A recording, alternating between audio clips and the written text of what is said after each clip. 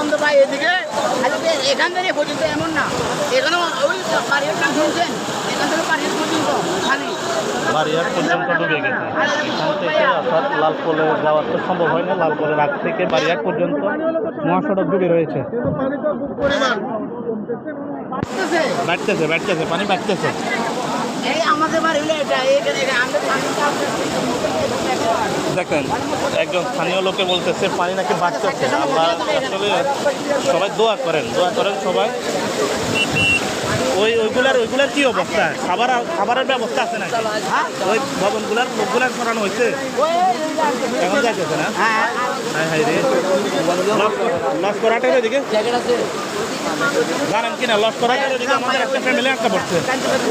তবে এখানে অনেকগুলো নিউজ থাকতেছে, সোনুয়া, তারপর হলো ফকিরহাট, নতুন বাজার, ওইদিকে